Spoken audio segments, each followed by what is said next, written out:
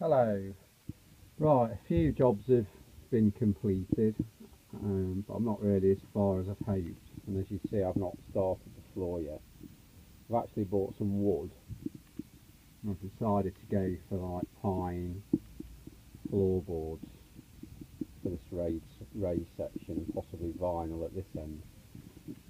But the jobs I have completed, I've now got the metal frame, that's all carpeted. I'm just got to put a headboard on it. As you see, I've put the mattress in just to test it. That all fits fine. Just got to finish off these end bits where it bolts on, and then I'll be more than likely replacing, well, getting some nicer chain. But as that looks a bit sort of agricultural. I've wired in the fan now, so this panel's all wired in, so that turns the fan on.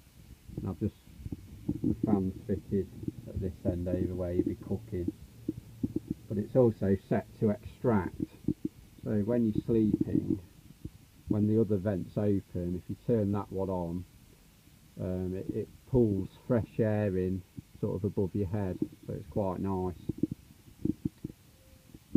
But I thought I'd just do a job now. What I'm planning to do is, as you see, this is where the sink is. It's quite an ugly old thing. And I've actually got this Smev sink that I've had for a while.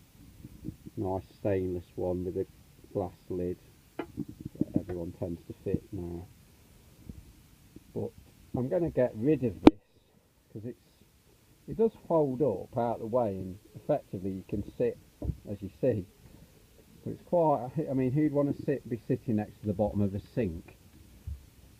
Personally, I don't. So I'm going to get rid of this completely. So this has got to go.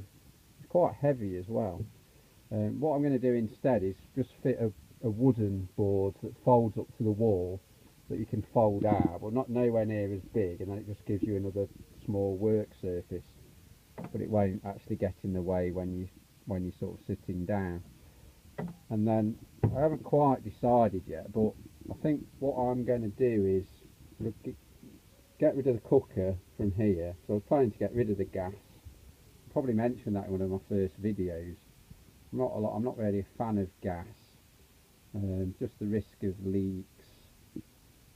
Obviously you have to get it checked every year. And just if you have an accident or something like that, there's always the inherent danger. So I'm completely getting rid of gas, so that will free up this area here.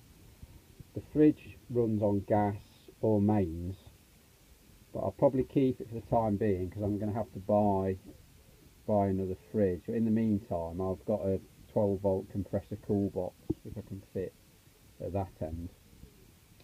But my intention is, in about October, at the local chandlers near me, they have a sale where they do 20% off, and they keep the compressor fridges. They'll actually fit straight in there, so I'm going to get rid of that then. So the compressor fridge will obviously just need 12-volt power, and I'll be supplementing that with some solar panels. So yeah, the gas is all going to go. So my plan is, I think, is to fit the sink here and then use this surface area, or the fold down wooden one that I intend to add here, to cook on.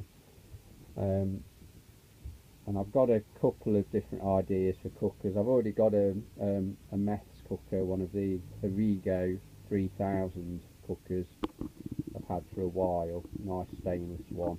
The good thing is with that is you can actually then cook indoors, or you can cook outdoors if the weather's nice. Personally, I prefer to cook outdoors if possible. Obviously sometimes you've got no choice if the weather's bad or it's raining or something. And then the other idea was that if I'm on a campsite when I've got 12-volt, 240-volt hookup, I can use one of the, I was going to get a single ring electric induction cooker to use, and I'll probably use a microwave. I also occasionally use a slow cooker, but I've also got I've got a big 240-volt inverter, 1500-watt inverter. So I generally use that if I want to boil water using a very very small hotel kettle. So that's the idea, but how I'm going to remove things is not in a way that it can be put back if required. So I won't be just sort of ripping things out willy-nilly. I'll be doing it in a way that, for instance, when I take the cooker out, the sink's a bit smaller, but I won't probably remove the gas pipes, because you never know, in the future if I ever decide to sell it, someone might prefer to have gas.